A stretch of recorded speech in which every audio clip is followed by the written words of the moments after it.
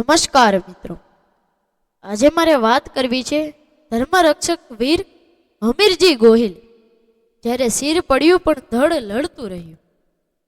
ઇતિહાસના પાનાઓ પર કેટલાક યુદ્ધો સત્તાઓ માટે લડાયા છે, તો કેટલાક સામ્રાજ્યના વિસ્તારવા માટે વધાર્યા છે. પરંતુ સોમનાથના સાનિધ્યમાં લડાયેલું એ યુદ્ધ કંઈક અલગ જ હતું. એ યુદ્ધ હતું આસ્થાનું, સ્વાભિમાનનું અને મહાદેવના રક્ષણનું. ભારતના ઇતિહાસમાં અનેક વીરો થઈ ગયા જેમણે માતૃભૂમિ માટે પ્રાણ ન્યોછાવર કર્યા.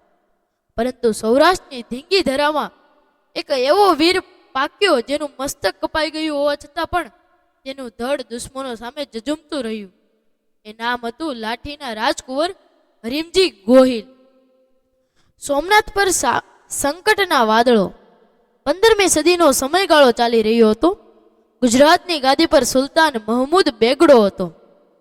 તેની નજર ફરી એકવાર હિન્દુઓની આસ્થાના પ્રતીક સમાન સોમનાથ મંદિર પર હતી. આક્રમણકારોની ગણતરી સ્પષ્ટ હતી. જો સોમનાથ તૂટશે તો સનાતન ધર્મનો આત્મવિશ્વાસ તૂટશે. સુલતાનની વિશાળ અને સેના સૌરાષ્ટ્ર તરફ આગળ વધી રહી હતી ત્યારે સોમનાથ નિરાધાર જેવું લાગતું હતું. રાજપાટ નહીં, શિવકાજ માટે સમર્પણ. એ સમયે ગોહિલવાડના લાઠીમાં યુવાન હમીરજી ગોહિલનું લગ્ન લેવાયું હતું. પરંતુ જ્યારે સમાચાર મળ્યા કે સોમનાથ પર સંકટ છે ત્યારે આ ક્ષત્રિય યુવાને લગ્નની ચોરી છોડીને રણ મેદાન પસંદ કર્યું. તેમણે વિચાર્યું કે જો મહાદેવ મંદિર જ નહીં રહે તો આ રાજપાટ અને સંસાર શું કામના. કોઈ મોટા સૈન્ય બળ વગર માત્ર મુઠ્ઠીભર સાથીદારો સાથે કેસરિયા કરવા હમીરજી સોમનાથ ભણી નીકળી પડ્યા. ભીલ અને ક્ષત્રિય એકતાનું પ્રતીક હમીરજી ગોહિલે જ્યારે સોમનાથના રક્ષણ માટે નીકળ્યા ત્યારે તેમની પાસે સુલતાનની સેના સામે ટકી શકે તેવું મોટું સૈન્ય ન હતું.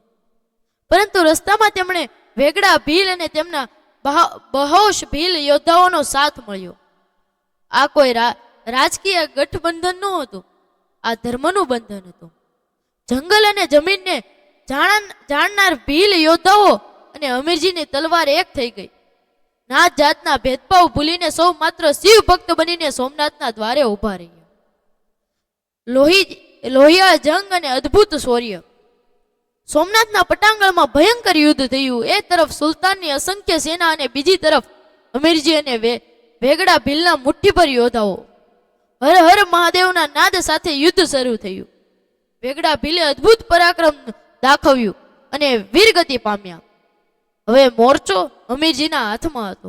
દુશ્મનોની સેના કીડિયારાની જેમ ઉભરી ગઈ હતી, પણ હમીરજીની તલવાર વીજળીની જેમ ત્રાટકી હતી.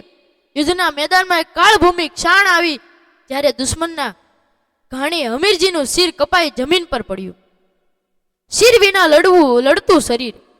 સામાન્ય રીતે શિર કપાય એટલે જીવન પૂરું થઈ જાય, પણ હમીરજીની બાબતમાં ઇતિહાસ સાક્ષી છે કે માથું પડ્યું પણ ધડ લડ્યું. શિવ ભક્તિ અને શૌર્યની એવી પરાકાષ્ઠા હતી કે હમીરજીનું મસ્તક વિહોણું શરીર બંને હાથમાં તલવાર લઈને દુશ્મનો પર તૂટી પડ્યું. આ દ્રશ્ય જોઈને સુલતાનની સેનામાં ભયનો માહોલ ફેલાઈ ગયો. તેમને લાગ્યું કે તેઓ કોઈ માણસ સામે નહીં, સાક્ષાત કાળ સામે લડી રહ્યા છે. કહેવાય છે કે આ ધર્મયુદ્ધમાં હમીરજીનું ધડ કેટલાય સમય સુધી લડતું રહ્યું અને અનેક દુશ્મનોને ખાતમો બોલાવી દીધો. અમર બલિદાન. અંતે હમીરજી ગોહિલનું શરીર શાંત થયું. તેઓ વીરગતિને પામ્યા, પણ તેનું બલિદાન એળે ન ગયું. તેમના આ અલૌકિક શૌર્યને સોમનાથના પવિત્ર સ્થાનને અમર બનાવી દીધું. હમીરજી હાર્યા ન હતા, તેઓ મૃત્યુને જીતીને અમર થઈ ગયા હતા. નિષ્કર્ષ, આજે પણ સોમનાથ મંદિરના પટાંગણમાં વીર હમીરજી ગોહિલની ખાંભી અડીખમ ઊભી છે. આ પાળીઓ માત્ર પથ્થર નથી, પણ ત્યાગ, બલિદાન અને શૌર્યની જીવતી જાગતી સાબિતી છે. હમીરજી ગોહિલની કથા આપણને શીખવે છે કે જ્યારે વાત ધર્મ, સંસ્કૃતિ અને સ્વાભિમાનની આવે છે ત્યારે સંખ્યાબળ નહીં પણ મનોબળ જ વિજય અપાવે છે. જ્યાં સુધી હમીરજી ગોહિલ જેવા સુરવીરો સ્મૃતિ જીવંત છે ત્યાં સુધી સોમનાથની ધજા આકાશમાં લહેરાતી રહેશે.